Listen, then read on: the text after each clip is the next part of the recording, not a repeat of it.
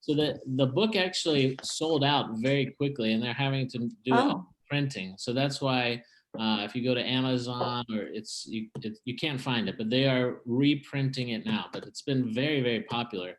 But you can get the ebook instantly for whether it's for Kindle or iBooks or whatever. So Norton. The best option. Now another piece of news. So I managed to get in contact with Father Stephen, the author. We exchanged some emails, and I asked him if he would consider joining us for one of our Zoom sessions, and he said, yeah, of course. He was thinking, maybe it would be better to do it in a couple of weeks' time as we get a little bit more into the book and we'll have developed some more questions. So that's something to keep in mind. I just wanted to look here if there are any impediments. So next week's June 14th. I think we'll meet June 21st. June 21st, I'm supposed to take a vacation, so I might not be on June 21st, but looks like other than that, we'll be meeting pretty consistently. So I'll give him some options maybe in a couple of weeks' time to join us. So that should be fun. He's been very popular. Neil actually sent a podcast. I haven't had a chance to listen to it yet, but a podcast interview with him that, Neil, you said it was really good, huh? Yeah, I just finished it about an hour ago. It's a really good introduction, actually. Okay. There's a few spoilers, but okay. So the assignment for this time, and I know some people just joined and some people don't have the book, but the assignment was to read through the end of chapter 1, which was up to about page 51. So how many people had a chance to read up through that point? Okay. All but the last 5 pages. Okay, good. All right.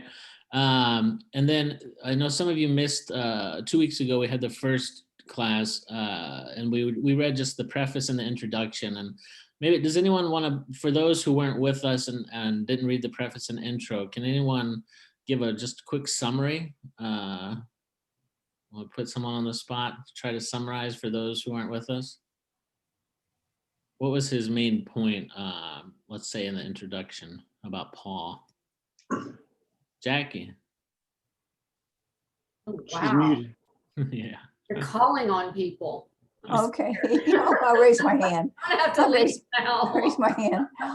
Well, his thesis is primarily that when Paul went around talking to Jewish people in the synagogues, he was not introducing a new religion, and he was viewed by the Jews within the context of their own religion as a prophet.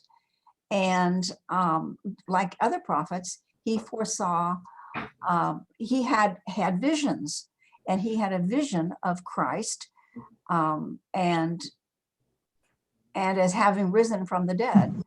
And so it wasn't a new thing. There was no Christianity for the Jews to convert to. And he's very big on being sure that we don't misuse the word convert when we talk about Jews becoming Christians at that time. So that's about what I can say in a nutshell. Exactly. I think you nailed it. Anybody have anything they could add to that? So is she saying that it was a carry forward of what they practiced before Christianity came about? Mm-hmm. And then those that followed, and those that didn't, correct? Yeah. He's challenging a lot of the assumptions that we inherit, living in our time and place about the development of Christianity. And he's really challenging it, making us trying to really rethink our paradigm. So, the normal idea is that you had this pure monotheistic Judaism from which Christianity diverged when this kind of completely new revelation happened with Jesus Christ. And then you have a new religion. And actually that Paul himself converted on the road to Damascus. And actually he's saying, that's not the case. He's particularly interested in the Second Temple Judaism, which is a shorthand for the Judaism that was being practiced from 500 BC up to Jesus's time. So that's really his focus. What were Jewish people actually thinking and talking about? What was the religious practice in that time? And it's quite different from what we think it is. And that's what he's going to expound on that now in the chapters. But that this revelation that came to Paul of Jesus was in line with everything he was expecting from Judaism, right? So it didn't represent, it represented certainly a revelation, something new that God was doing, but it fell within Judaism. It wasn't something so radically new. Paul saw himself as within the line of the prophets like Jeremiah, Isaiah, and that's the kind of language that he used. So it's the fullness of Judaism is what he's preaching. But the fullness of Judaism as it was then, not as it's practiced today. Correct. Yeah. So then when he's going to make the point, especially in chapter 1, he really kind of underlines this, that it's actually the modern Judaism that we know actually came after Christianity, and that they actually made decisions about what Judaism was going to look like going forward in reaction to and in response to Christianity. So that's what he's going to get into here in chapter 1. All right. So anybody else have anything before we kind of launch into chapter 1 here? Something I noticed in what he talked about, I think with the throne in Ezekiel, Yeah. I connected that the 4 creatures are connected to, I think, what we have in the corners at church. Yes. And then are also, each one is connected to a gospel author. Yes. So Yeah. does that like represent like God's throne in that? Yeah, this is an imagery that starts very early on. I mean, we have written evidence of this connection from like Saint Irenaeus in 150, something like that, that he's making this connection between those 4 animal figures and the 4 evangelists, and he assigns each one, like Matthew is the figure of the human, John the eagle, Luke, Mark the lion, and Luke the ox. And Luke the ox, right? And so that's why it became pretty standard in the iconography in our churches that in those 4 kind of curved pieces that support the dome usually, and each of those 4 pieces will be the 4 evangelists. So also, and then there's Christ there, like sort of in his heavenly throne, and here are these 4 figures around the throne of Christ. They're also in the back, in the window that's at the very front of the church, the big circular window. Right. Yeah. And also they're in this a side window. Mhm. I mean, they're on one of the sides. If you were standing in the altar on the left side. Okay. All right. Boardman showed my class all of that. Nice. All right. So I think it sounds like most people read through chapter 1 or most of chapter 1. Just a quick survey. Was it understandable? Were you drowning? I mean, you feel like I have no idea what this guy's talking about, or were you pretty much tracking with what his argument was? I think you really had to pay attention to it for sure, because of the way he writes is a little unusual. But I think you could follow what he was saying. Maybe it's because I had been exposed a little bit to that thought process on another occasion that maybe I was able to follow it, but it wasn't easy. That's for sure. You got to pay attention. At least I did. Yeah, Couple things for I me. felt like I needed to read it again because there were so many names and different terms that that keep repeating and not repeating, and and sometimes he drops the point where you're not quite, you don't know enough about the context to quite make the connection that he wants you to make. Yeah, I got Unless From what y'all are saying, it sounds like to me it's not for a novice reader, it's for somebody that has good background in orthodoxy and our religion and religions of the world as well. And scripture. And scripture, yeah. I think that's fair. I mean, I think he intends it to be somewhat of a popular book, but I'm pretty sure that this is some version of a dissertation that he's done. Yeah.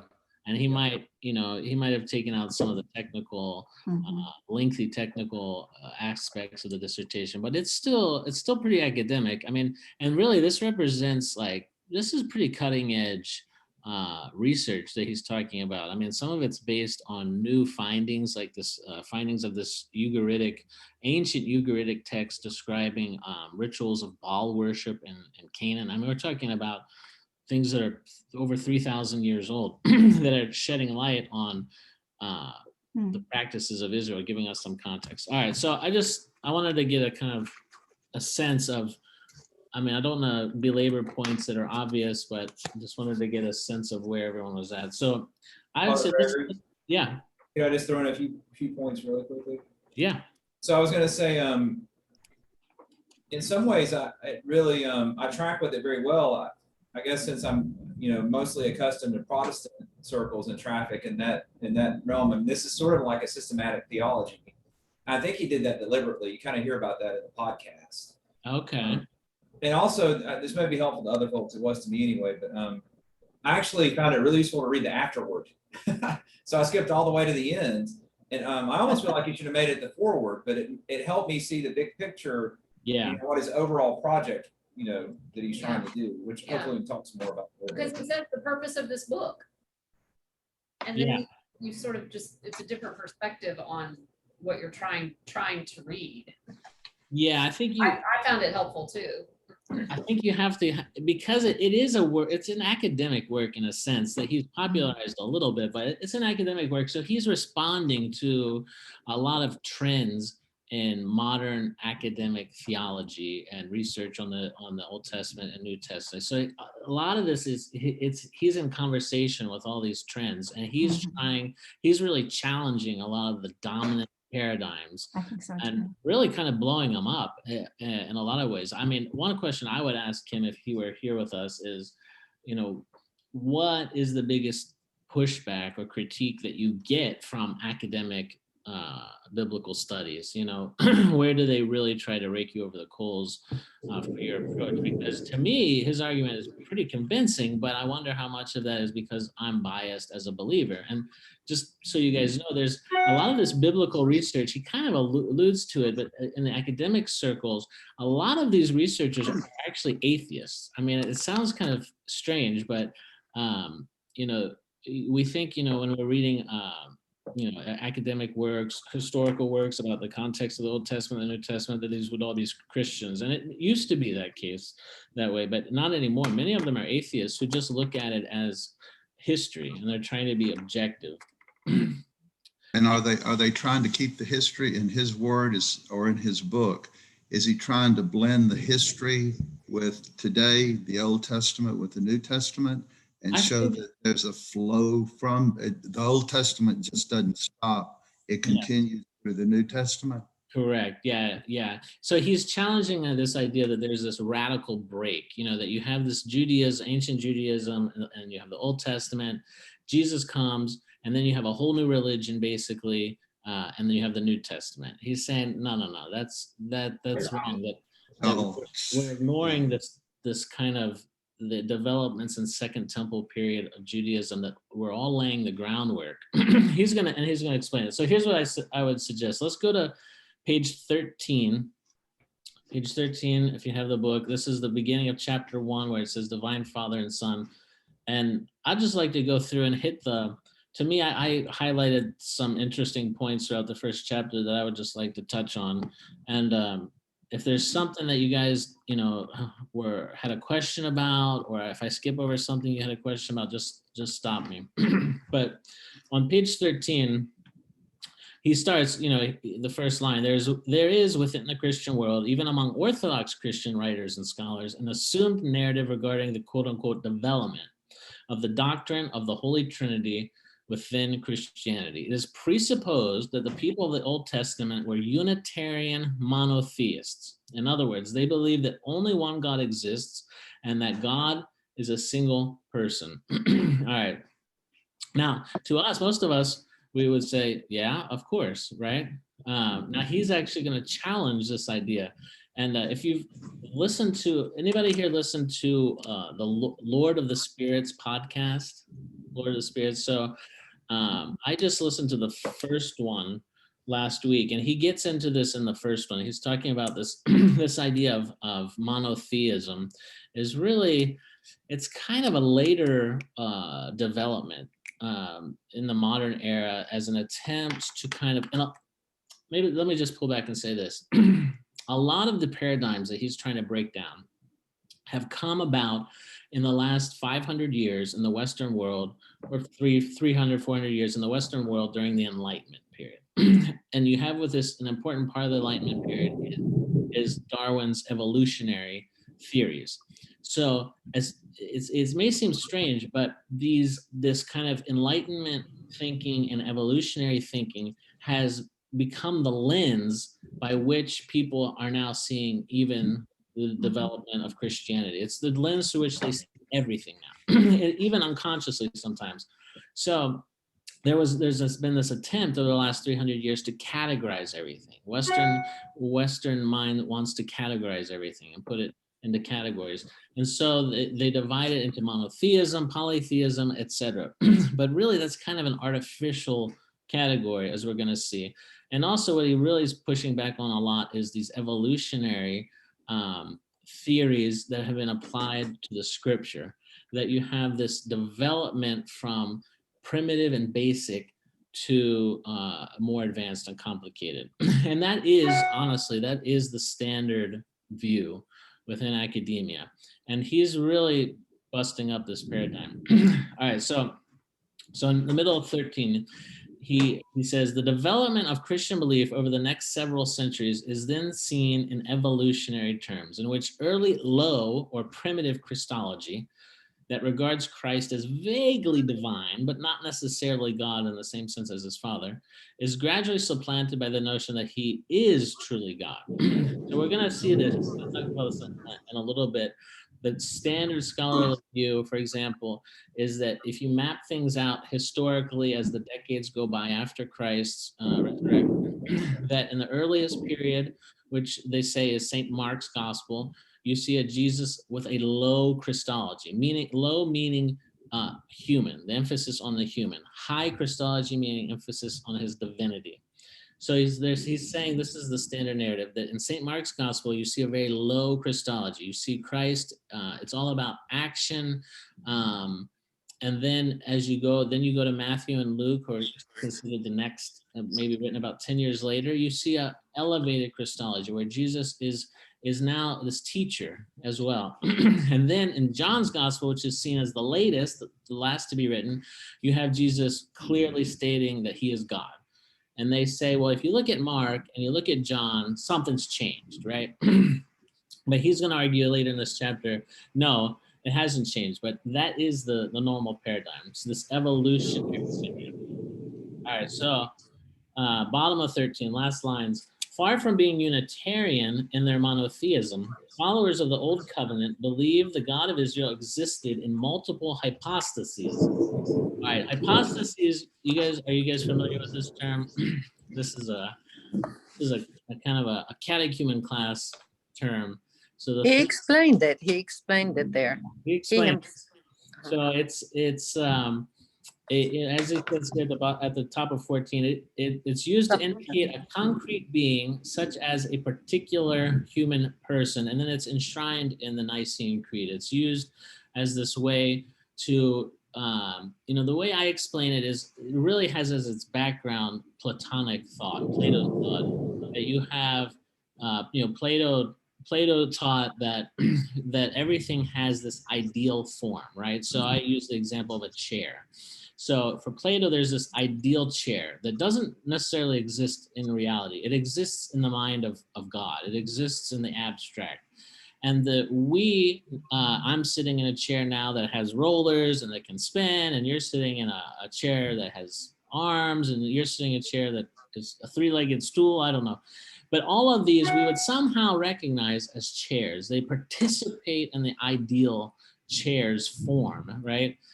But they're particular hypostases, individual cases, instances of the chair. All right, so this is what they mean by hypostases. So it can be different. there's one God, one Godhead, but there can be different hypostases of that one Godhead. And this is what we teach of the three hypostases of the one God. All right. And it's important he's establishing this because he's going to say that the typical history you're going to hear is that this idea is invented in the 4th century by the Christians. And his argument that's really kind of this is a bit of a novel argument, is he's saying that is absolutely not the case, that in the 500 years before Jesus, the Jews of this Second Temple period had already developed this idea that there was a second hypostasis of God the Word. Not three, but he calls it a binitarian. You know, Unitarian. already there was this idea of this hypostasis of God. And then in this chapter, he's going to show, he's just going to highlight kind of quickly, and it can be a little bit of a blur, you know, because he's just citing so much information, but, you know, he's going to go on now to the angel of the Lord, the word of the Lord, wisdom of God, and show that all three of these images were already pointing to this second hypostasis of God. And this was before Christianity. All right. So let's turn. So then on 15, he talks about the references in the Old Testament to the angel of the Lord. The bottom of 16. He says in Exodus 23:20, God told Moses he was sending an angel before Israel to guard them and lead them into the land of promise. Israel, so Moses is warned, must listen to this angel and not rebel, because God was placing his name in him. All right, then he says he's going to come back, pick up on this name in chapter 2. Let's see. Yeah, and then essentially top of 18, he mentions, you know, the scene from Exodus where Moses strikes the rock and water comes out of it.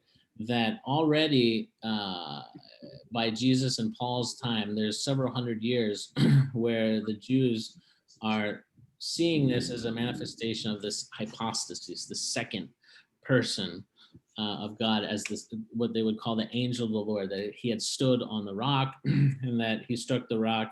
And that's why St. Paul says in 1 Corinthians 10:3-4 that the rock was Christ. So in other words, what he's arguing is that all of these cases where we have an allusion to this kind of second person of God are all instances of Christ. That's how we as Christians would read it. All right, so then the second, so angel of the Lord, and now in 18, he goes into the word of the Lord. And I thought this part on 19, on the kind of bottom half of 19 was interesting here, because he says, in modern Christian discourse, the phrases the word of God and the word of the Lord are commonly used to refer to the scriptures, right? I think all of us can agree that's how we usually hear it. But here he's making an incredible claim. He's saying, however, in the scriptures themselves, these phrases are never straightforwardly used in this way. Other than a handful of debatable instances, the hundreds of times these terms appear in scriptures, they unambiguously refer to something, or rather someone else. So then he goes on to say that when we read the word of the Lord came to a prophet saying something, we moderns tend to assume that the prophet heard a voice, either audibly or inaudibly in his head. And in fact, we had a phone call this morning from someone who was offering their services to us because they were hearing this voice in their head. It was prophesying, and they were looking for a venue to speak. But I guess I was quenching the spirit, and I didn't feel the need to have this person. Because on the top of page 20. He goes on to say the prophet in question was generally inspired to speak in some vague spiritual way. All right. And this is how we tend to think about it. This is what this lady who called us this morning with this offer, that's how she was thinking about it. She was getting these direct messages from God that, were either audible or inaudible in her head, and she was simply repeating them. But this is a modern reading of how prophets work that he's arguing actually no one would have thought of it that way in the time. That it was actually this person, a person was appearing and conversing with them. It wasn't just some bodiless voice, but that an image of a person was actually conversing with them. And they didn't just hear, but they saw these prophetic figures. All right, so then it says in the middle of page 20, it says that, after Israel exits Egypt and they come into the land of Canaan, they enter a dark period, a period of judges, during which much of Israel fell into apostasy and were oppressed by foreigners as a result. First Kingdoms, that's what in the Septuagint that book is called, but in most of your Bibles it's called First Samuel. The situation was so dire that the word of Yahweh was rare, as indicated by a lack of visions. So again, it's something that the word of Yahweh was something that was seen in the spirit. So then on 21 in the middle, it says, the word of the Lord was perceived and understood as a divine person who had appeared and spoken to the prophets in bodily form. This person was both distinguished from and identified as Yahweh, the God of Israel. And he gives several examples there of the kind of confusing language where in the first part of the phrase, it's kind of speaking about as two different persons. And then the second part of the phrase, it's identifying the two, right? Which logically speaking is hard to kind of reconcile and comprehend. But if we take into account that actually referring to two different hypostases of the one God, all of a sudden it makes a ton of sense. All right, anybody have any questions? I think he brought enough and quite a few examples from the Old Testament that prove that actually Samuel heard his voice, and we heard that somebody saw him, Moses, face to face.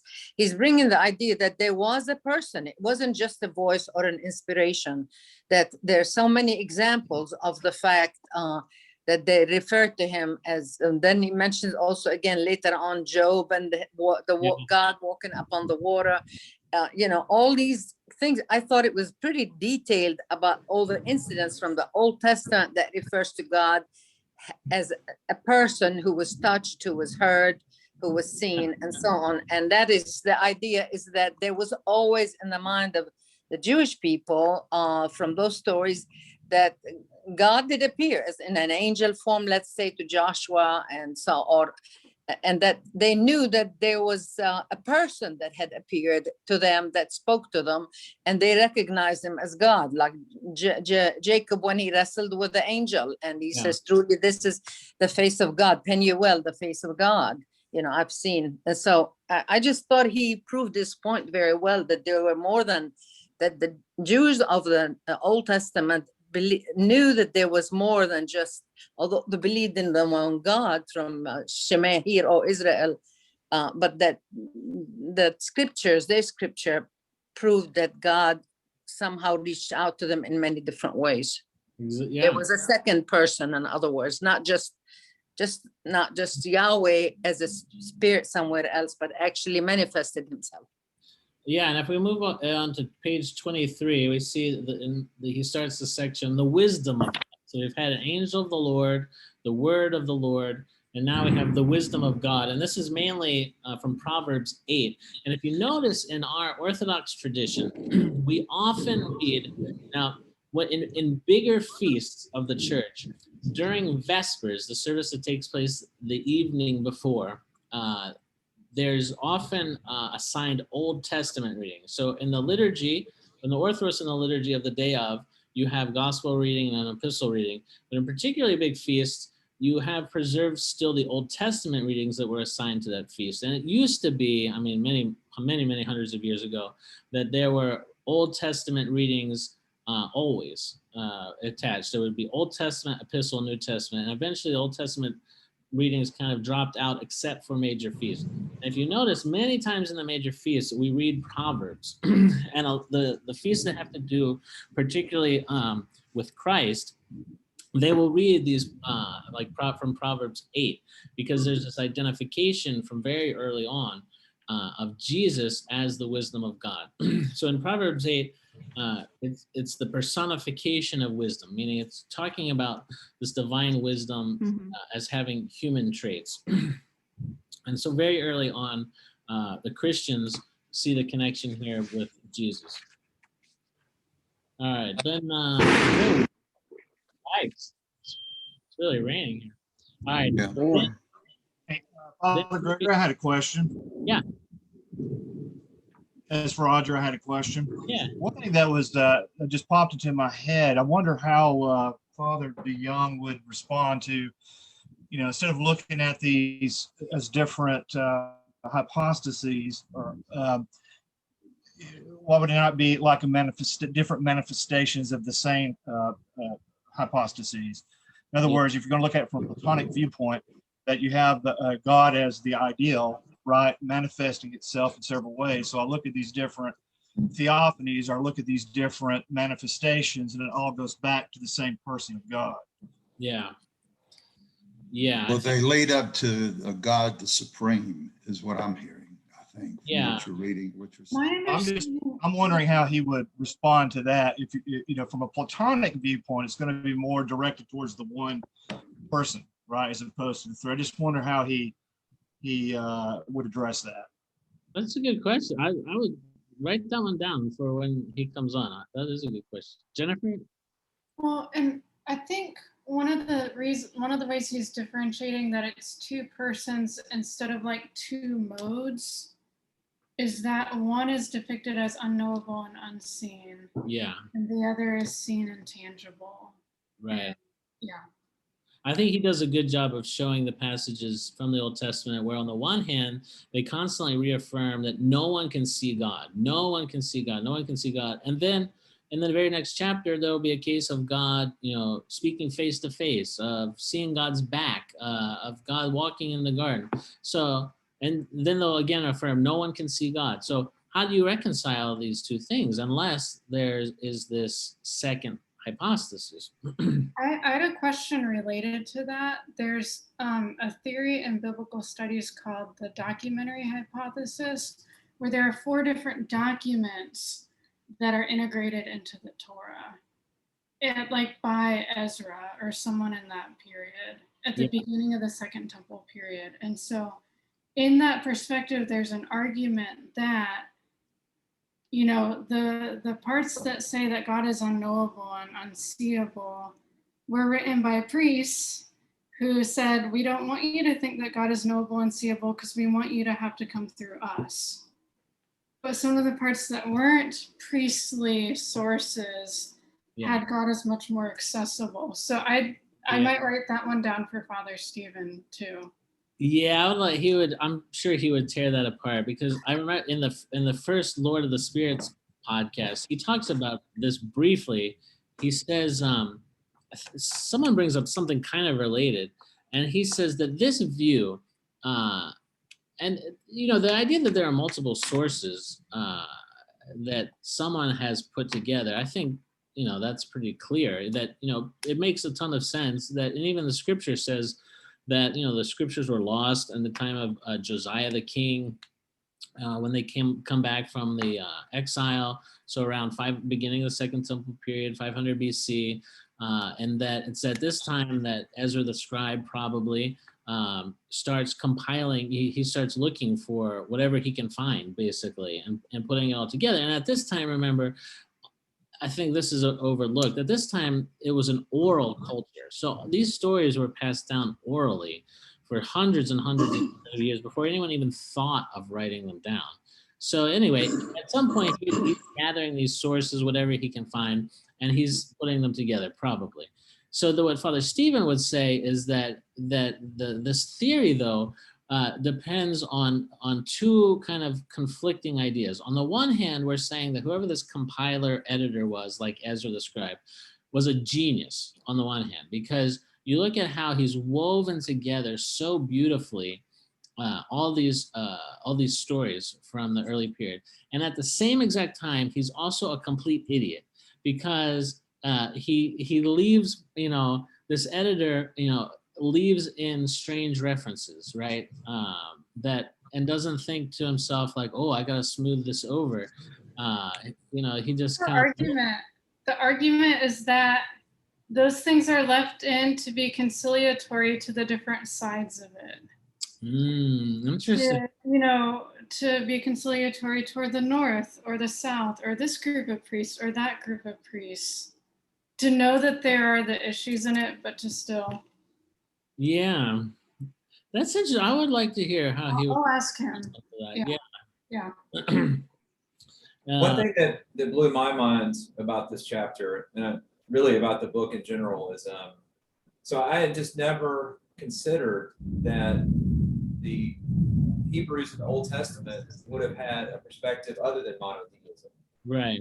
Because from the West, it would be like, okay, that just hadn't been revealed to them. Like, we're in a more privileged position in modern times because, we live after Christ has come and the Holy Spirit has come, and we have the whole, canon of Scripture. And so we can read back in the Old Testament and we can see these things. Oh, that was Jesus. Oh, that was Jesus. But they just didn't see it. And so it's, my mind is blown just thinking like, oh, actually their perspective was not like that. They actually did see, these and this whole idea aspects of the Trinity, or the whatever. This whole idea that there's a council of God, which he's really going to get into more later.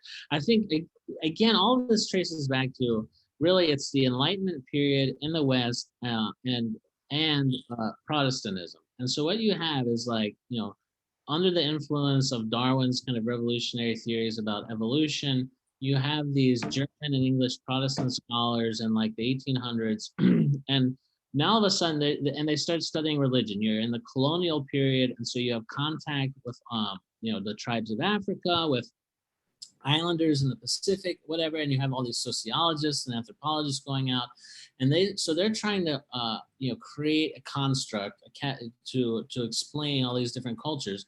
And what do they come up with? They come up with this cultural evolutionary theory where you and it goes into religion as well. So you go from primitive cultures with polytheism, and as they advance and become more evolved, that polytheism slowly turns into monotheism, which is kind of this, the most intellectual, the most refined, right? And so not coincidentally, these white Europeans of the 18th century see all of history progressing and evolving to its perfect form, which happens to look exactly like them, right?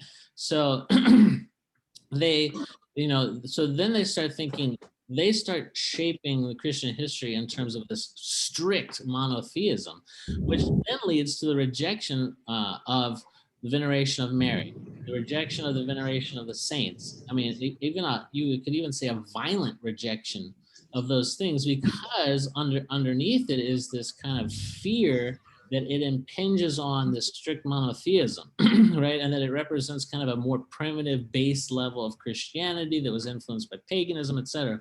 What Father Stephen's going to get at, I think, is that actually, all of these things are inherent in Christianity because of the real way that the Jews were understanding their God, especially in the Second Temple period. One of the things I think in this book, I know we're talking a bit about its academic contributions, but one of the things that I think makes it stand out in terms of Old Testament studies is most Old Testament scholars do Hebrew Bible, which is based on Hebrew texts, and do not dig into the Septuagint. Yeah. And so I think it's a really important contribution that, like, the Septuagint is created in the Second Temple period. Yeah. And that he's engaging with it instead of the later Hebrew texts I think is really meaningful, and how he's creating his argument and what he's arguing. Right. And didn't he make the point that the Hebrew texts were very much inspired and maybe even edited to some degree by the Rabbinic tradition, right? Absolutely. So actually the Protestants were plugging into the Rabbinic tradition, which were doing certain things, contra Christianity, in response to Christianity. The later Hebrew texts, what they did was they added vowels. So the early Hebrew is just consonants, so it can be unclear sometimes what it's saying. Yeah. And so in the later sort of texts that were finalized by rabbinic communities, they added vowels so that it was clear what their interpretation of it was. Yeah, that's the kind of development of the Old Testament itself is kind of complicated and very often misunderstood. you have this irony of the Protestants, starting with Luther. Luther is the one who rejects the church's version of the Old Testament, which was either in Latin or Greek, Septuagint, and he insists on going with the Hebrew Old Testament. It was a way to reject some of the authority of the Catholic Church and have a more independent source of authority, which he could control the interpretation of.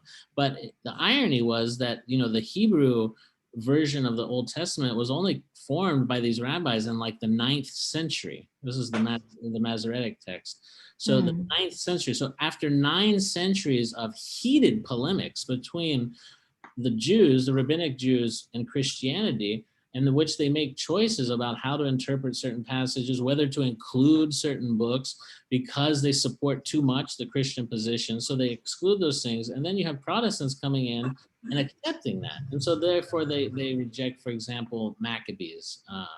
That's one of the main books. But if you look in Maccabees, I mean, there's actually a lot of stuff in there from 200 BC that really supports the church's position, the early church position on Christianity. So you have a kind of an irony there. All right. So 26, now he gets into the Son of Man figure, which is very interesting. So the Son of Man figure, if he's formed within the Second Temple period, and it's based on Daniel, particularly Daniel chapter 10. And if we're just looking, if we're typical modern Protestants, and we're looking for all of our information about Old Testament Christianity simply in the Old Testament itself, then all we have is chapter 10 of Daniel, in which this kind of mysterious, strange figure of the Son of Man is talked about, and that's it. It's fleeting. But if we pay attention to what he's trying to do here of what was going on in the Second Temple period, we find out that particular chapter was one of the most popular in all of the scriptures, that there was a lot of speculation, a lot of thought being developed about who this figure was that wasn't included in the official Old Testament in the 9th century by the rabbis. So he's saying that this term Son of Man could also be translated, perhaps should be translated as Son of Adam, meaning not just a human person, but someone who possesses a trait characteristic of Adam, on 27. Then here, this part, I think he could have been a little bit clearer in how he was writing this. But when he's talking about St. Augustine, there is a very important point here that about the origin of corruption and sin. So in the Western tradition, so Catholicism and then Protestantism, there is a tendency, starting with St. Augustine in the 5th century, to see Adam as the archetypal sinner who passes sin onto his physical progeny through the act of human reproduction. But in the Orthodox tradition, we haven't really inherited that idea. And I'm trying to argue here that this is actually more how the Jews of the Second Temple period would have seen it as well, that Adam was not so much seen as the origin of human sin as the origin of human mortality. Yes, yeah. But anyway, this is a part I put a question mark here. I'd like him to explain a little more. Anyway, all right. So then, which part? On page 27, he's trying to make this argument about sin and death and the origin of sin and death. But to me, I don't like how he I think it's unclear how he talks about some of these things, because yeah, I would like to see more what he's saying, getting at here, because there's a problem here, because St. Paul says fairly clearly that the wages of sin are death. Sin came into the world and therefore death. So if you start saying, well, it's really about mortality and not about sin, then it gets a little problematic. But I see what his point is. He's trying to get away from this Western Augustinian idea that that sin is passed on through human reproduction. Oh, is this what the Orthodox people believe? We believe in the fact that it brought sin into the world. Yes. And that came through Adam. So in other words, you don't agree with his point at this point, or you don't see that point, that it's only brought human mortality only. Well, You know, I just think he needs to be careful how he talks about sin and death, because anyway, it's when I read this, it was, sin brought death, then death brought more sin. It was Adam's sin created mortality, and then it's his mortality that created more corruption. I like. What is the ultimate causal factor? Is it sin or death? Sin created death, and from that action, mortality created more corruption. Right. I hope y'all heard that. My internet connection is kind of fuzzy. Yeah, I heard it. I would say the Orthodox position is that, where the Western position is that, that sin and death is passed on through Adam's seed, which in the West they took to mean, this is from Romans 5, they took it to mean that through the physical act of normal human procreation, that sin is passed on, and therefore when a child is born, or even when it's conceived in sin and inherited in the beginning. Whereas the Orthodox view, is again, to go back to this kind of Platonic idea that what has been corrupted by sin is human nature.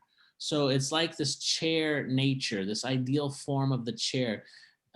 It's the human, this ideal form of the human that was created in God's image. That is what's been damaged. Adam was one hypostasis of this human nature. He was one particular instance or case of this human nature.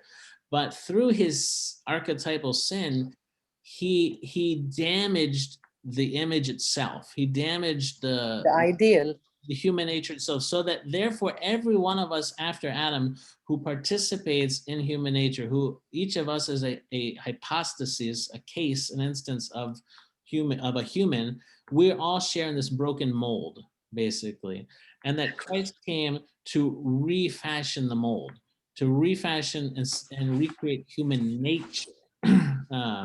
I like that. That makes a lot of sense to me. It really does. I mean, sin broke the mold, right? And then as we use that stamp, as the stamp, our souls are, that's mortality is embedded within the stamp now. Our nature is corrupt. And so then it gets away from this particular condemnation of the act of sexual reproduction. The West gets kind of too locked into that as the mechanism by which sin is perpetuated in the human race. And really that's not the key point. That's not the key takeaway that we should have. All right. Father, Father. Jackie, you're muted right now. There we go. There you That go. better? Thank you, Roger. Okay. How does this tie to the term Son of Man?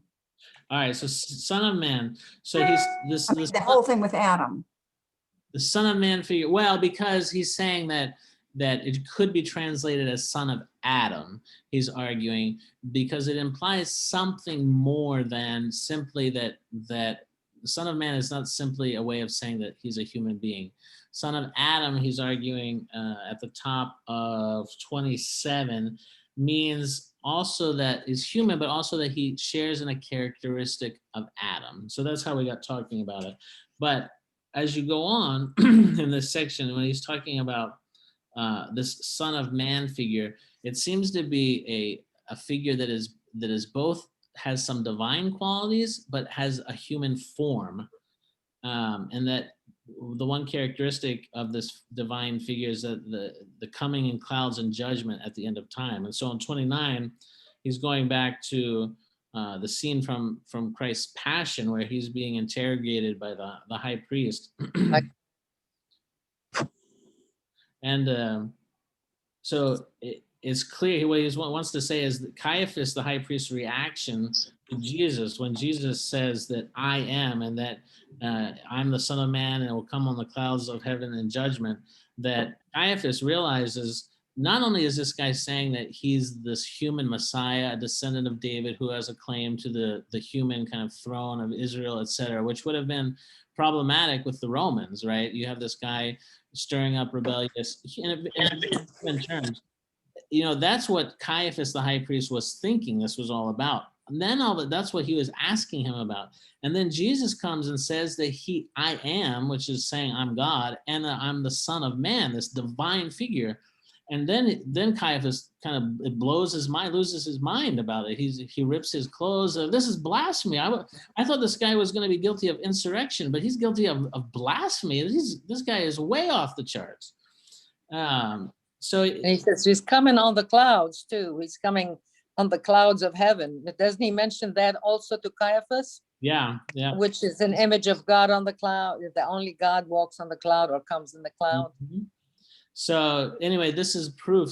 Father Stephen is using this as proof. The Caiaphas' reaction is proof that during this period, there was a lot of discussion about the Son of Man figure from Daniel, who was coming in clouds in judgment, that it was a divine figure, etc. And so his reaction makes perfect sense. All right. Let's see. All right, then in 30, we're coming up on the end here. So on page 30, he starts talking about the body of God, which we discussed a little bit earlier, how God can both never be seen, but also shows his face, shows his back, uses his hand to cover someone, walks in the garden. And let's see. So then on 34, 34 is where he kind of lands his punch. He says, and so the Unitarian monotheism of Rabbinic Judaism, and when he says Rabbinic Judaism, that term means the Judaism that develops almost certainly from the sect of the Pharisees after the destruction of the Second Temple in the year AD 70. So the Judaism that kind of emerges after this period is Rabbinic Judaism. And Rabbinic Judaism really dates itself to about AD 70. Even modern Jews would acknowledge that, because it's a Judaism that doesn't have its central piece, the temple, anymore. So it has to be radically different. And so he's saying that this Unitarian monotheism of Rabbinic Judaism, not the doctrine of the Holy Trinity, was the innovation in the centuries after Christ. That's kind of his claim. And that's really kind of shaking us up, because normally we would not think in that way. We would say that there was this strict monotheism and that Christianity introduced kind of this problematic revolutionary idea of having a second and third hypostases. And this was all the influence of the Greeks and the pagans and blah, blah, blah. And he's saying, no. That's actually not how it happened. And then, so yeah, and if you look at footnote 8 about Rabbi Akiva. Rabbi Akiva is a very prominent rabbi featured in Rabbinic Judaism, modern Judaism. He's one of the most revered, something like St. John Chrysostom or St. Basil the Great or something like that for us, one of the key interpreters. And it's saying that that Rabbi Akiva was known to be a believer in these two powers, these two hypostases, because that was what was current in Second Temple Judaism, which was his period around the time of Jesus. But Akiva lives around the time of Jesus and after, a little bit after the time of Jesus. And it's saying now that the modern Judaism has this embarrassment that there are writings that say that Rabbi Akiva believed in these two hypostases, as many Jews did before Jesus. And so they, as Rabbinic Judaism goes on and gets further and further down the line from Christianity, they have to go back and kind of clean that up, because they're saying, well, no, we never believed in two hypostases, right? What are you talking about? It's just strict monotheism. Only the Christians believe in that nonsense. So they have to go back and clean up history when they have sayings from this Rabbi Akiva that indicate that before Jesus, they did believe in two hypostases or two powers. All right, so then, he says on the top of 35, rather, Rabbinic Judaism was the one that cut off huge swaths of the belief and practice of the Second Temple period in order to create a deliberately non-Christian religion that relied on a pared-down reading of the Hebrew Scriptures. So, all right, I think... And not the Greek Scriptures. Right. Which, again, there's some subtle differences between the Hebrew and the Greek. Right. Well, and some didn't they leave out some books too?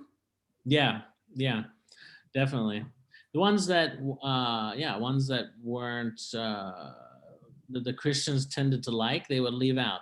Or also in, a famous case is Isaiah 7:14. If you look at Isaiah 7:14, in the Hebrew, the modern Hebrew, dating from the 9th century when they insert the vowels, it says, in this prophecy, it says, which we always quote at Christmas, it says, behold, a young woman shall conceive and bear a child. This is what it says in the Hebrew, right? This is the prophecy, this is the revelation, the word that is given to the prophet Isaiah. Behold, now in the Greek, it says, Yeah. behold, virgin shall conceive and bear a child. Now that fits, right? That's something, wow, okay, this will be a sign.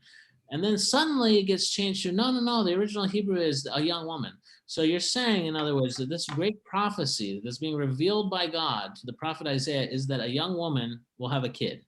I mean, that's not breaking news. I mean, that's not actually predicting anything significant, right? That'll be the center of Isaiah's prophecy.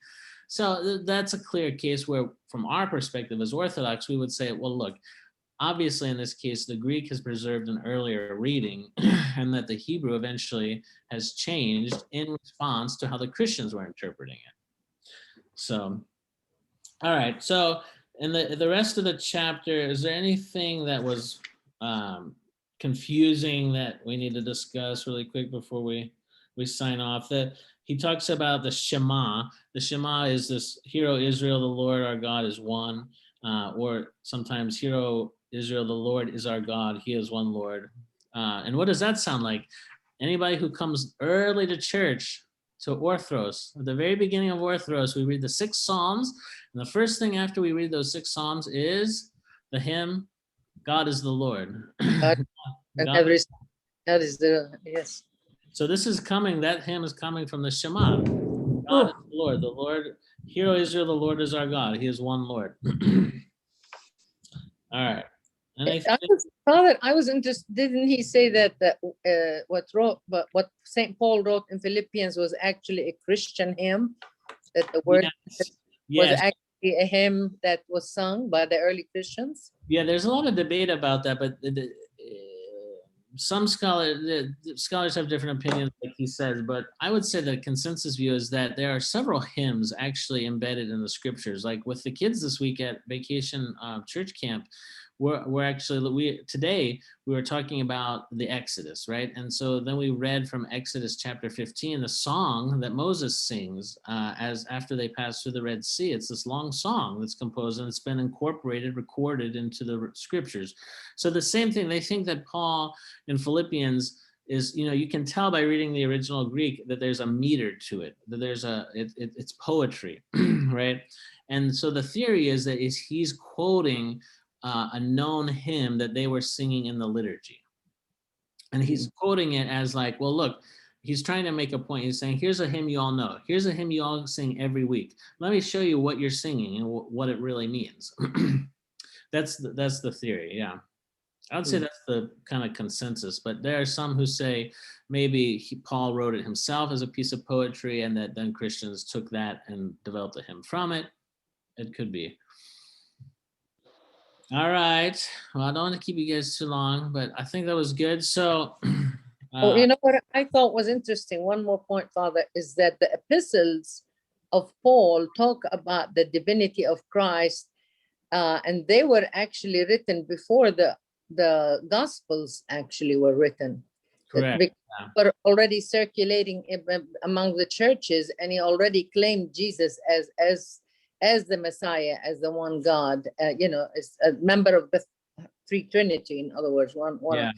So that was early on that the church believed in that, way before the Gospels were actually written, way before John's Gospel, which talks about the Word incarnate.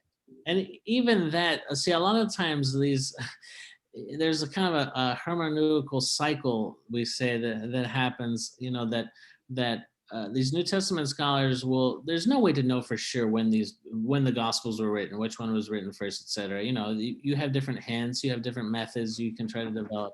But one of the principles they develop for example, is that, well, if it exemplifies a low Christology, it must be early. And if it's a high Christology, it must be late. And so therefore they always say Mark's first and John's last.